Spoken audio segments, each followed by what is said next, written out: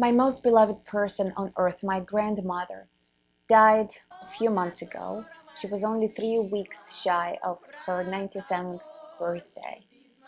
She died peacefully, just like she wanted. In her bed, her arms, her legs straight, her slippers one next to the other, followed by a walking stick. Everything was in a row, very neatly. She lived a very difficult but very interesting life. She went through World War II. She died not out of the disease, but of the old age, on her own 2 feet, just the way she wanted. I was dreading this moment to come, and I thought when it comes, I wouldn't be able to face it on my own, that I would need someone by my side, someone to walk into that apartment with. And when the time came, I flew to Ukraine from New York a few months after, 2 months after, because of everything that's going on in the world. And people offered me to be by my side, but I decided to face it alone.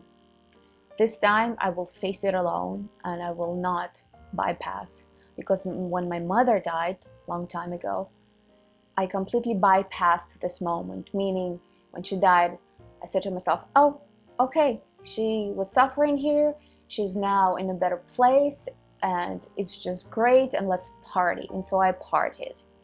And that bit me in my ass sometime after, because that's what happens when we bypass things, when we do not go fully into the experience of death, into the experience of pain. There's a beautiful channel on YouTube called Gerlach. I will leave the link down below. Peter Gerlach, a beautiful man. He died already. Before he died, he created this non-profit website where people could go and help themselves to deal with trauma and to let go of pain. So he said that all depression and bipolar disorder and borderline and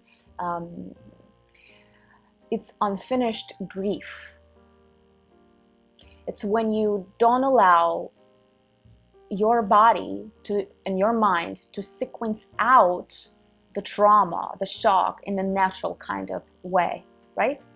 Think of a deer startled by an oncoming headlights, like a car, right? Or even maybe a hit, but not deadly, right? Well, any animal, or like look at my dog, if she has a fight with another dog and she's like bleeding, right? But then she goes off, and what she does, she shakes it off, and then she takes her time to lick her wounds.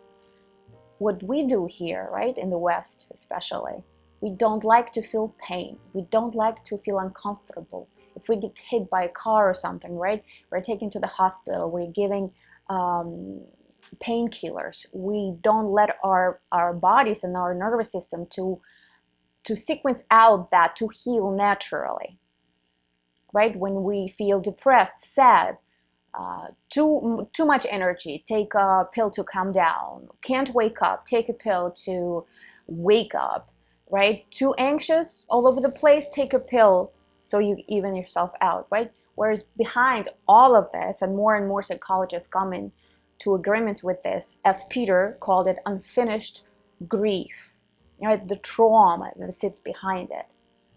Because people don't go, especially we're talking about emotional trauma, that we don't, especially children. When something happens with a child, let's say, you know, sexual molestation, right? Violation, rape, right? Little kid is shocked, knees are shaking, everything is shaking.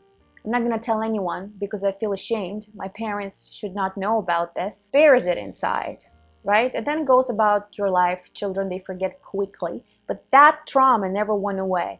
And usually when you hit puberty, or usually 27, like something happens when you're 27, and then all of a sudden, all these flashbacks, depression, everything is fine. Why am I so depressed? I have a wife, I have a child. Very often when victims of sexual assault have their own children, they now realize, okay, this is my child, and this happens to my child, and all their trauma comes up right? And they don't know how to deal with it. They go to the psychologist or psychiatrist and they give them pills, right?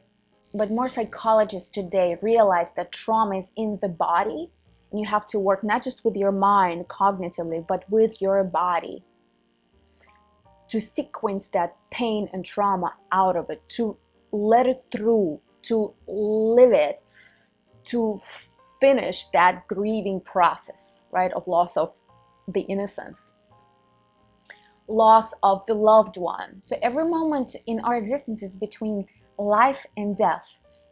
It is truly two sides of the same coin. They always here present, right?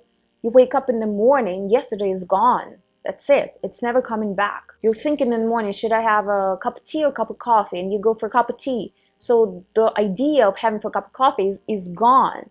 Like it's almost like one cannot exist without another, right? When something dies, something else emerges. But we are so terrified of death, right? Our desires are born and we're like, I want that, I'm gonna have that no matter what, right? And when you're not able to have it, it hurts. Failure is a form of death, right? You had your dream, your desire, and you somehow can't get there. It's a death of a dream. It's a death of the idea, and it hurts. But we don't let ourselves fully fall into that grieving process, right? To accept it, to let it through your bones, to die with that idea, right? And so this energy gets stuck in our system and later on manifests itself through this emotional and often physical pain. So what does sex and what does orgasms have to do with it, and why French call orgasms le Petit Mort? I will tell you all about it. Please consider to subscribe. My name is Katya. Let's go on. Women come to me with a problem that they cannot experience orgasms, or their orgasms are almost non-existent. Why do French call orgasms le Petit Mort, a little death? Because orgasm is like a little death. And so women who cannot experience orgasms, what I've noticed, have this control thing. Like they need to control, because if I don't control, I will die, right? Usually I cannot control something, then it means that it'll be chaos, something bad will happen, someone won't love me. And for a child, because all goes back when we were children, if mommy daddy does not love me, if they disown me, if they throw me away, I'm dead. So I'm gonna control things because I don't want to die, right? When you're having an orgasm, your ego is dying. Your ego is being obliterated because you literally lose yourself. Yeah, you are at your most vulnerable place. That's why it's important to develop intimacy with your partner and to feel that safety. Well, in order to drop in fully into your orgasms, you have to feel safe, generally. Nothing is black and white, because of course, for some individuals, this is their safety. When something is unsafe, they actually feel turned on by it because it reminds them of home. But normally, in a healthy relationship, right, women will open up to you when she feels safe. And death is something completely unknown. We don't know what comes after death, after this physical body cease to exist. We fantasize, we make up stories. Some people have died and then they say they came back and they saw the light and they saw angels and they felt it was beautiful and amazing. Some felt it was ecstatic and orgasmic when they died. I mean, those stories are valid. It's not just one person experiencing that. There are many people. We don't know what's happening unless you take psychedelics like ayahuasca. I've taken ayahuasca a few times, and the interesting thing with ayahuasca is that everyone has their own experience. My yoga teacher, when she drank ayahuasca, voices, consciousness asked her, "Who do you believe? Who's your God?" She said, "Jesus Christ." And then everything was gone. All the voices, all the visions, everything stopped. And that was her experience. And she fell asleep. She woke up. She's like, okay, I guess that's all I need to know in this lifetime. Jesus Christ and his teachings are what I need to know. I had a very different experience. I was faced with death, Her Majesty death. And I was not scared. I wasn't scared. I remember telling her, I'm not scared of you. I think you're sexy. I have an ability to really dive deep into my pain. And I do feel how it correlates with me experiencing and surrendering to orgasms. Women in general have hard time with surrendering for many, many, many reasons. Men usually don't have problem with arousal, while women do. So women have problems with arousal, with expansion of arousal, and with surrender. Men don't usually have problem with arousal.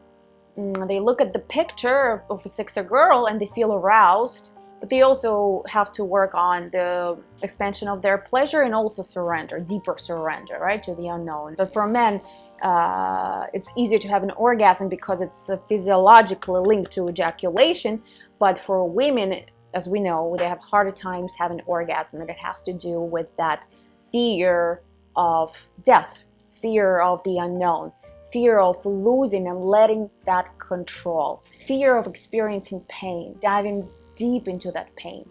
So when I walked into that apartment, my grandmother's apartment, and for the first time in 4 decades, nobody was greeting me, and I walked into the living room when she used to sit, and I saw her hair everywhere, and I saw the crumbs of the biscuits that she ate 2 months ago because they left it everything the way it was before she died, after she died, and the clock was still like tick tock, right? So everything was there, and it was very painful.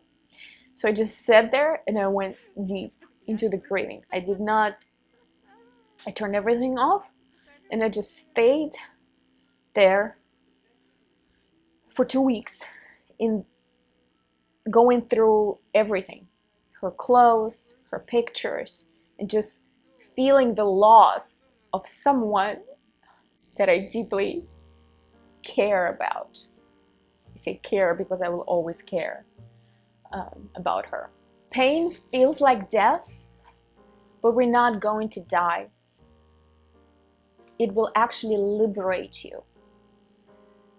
So the more you allow yourself to feel that pain and to feel that sadness, the better off you'll be in the end, right? Because you're integrating that suppressed energy that you didn't process when you should have processed. But especially when something horrible happens to us when we're children, children don't know how to process it. They don't know how to comprehend it cognitively, right? So it's suppressed there in their body. That's why when they grow up, they experience all these, mental disorders, feelings, depressions. So we have to get comfortable with feeling uncomfortable and stay with that pain and with that feeling, right? For however long it needs. But the minute you allow yourself to do that, you're on your path to freeing yourself from that pain. And I can tell you, the more you allow yourself to feel that pain, the better orgasms you will have. Don't be afraid to experience life in its fullest expression. We came here to experience the contrast, right? The hot and the cold, pleasure and pain, fear and love.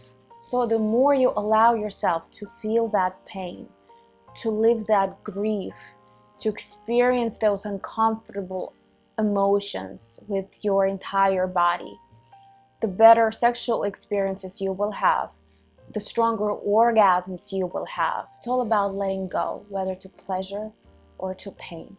It's all about being in the present moment intensely, whether with happiness, with joy, or with grief and sorrow. Have a good week. I'll see you next week. Bye.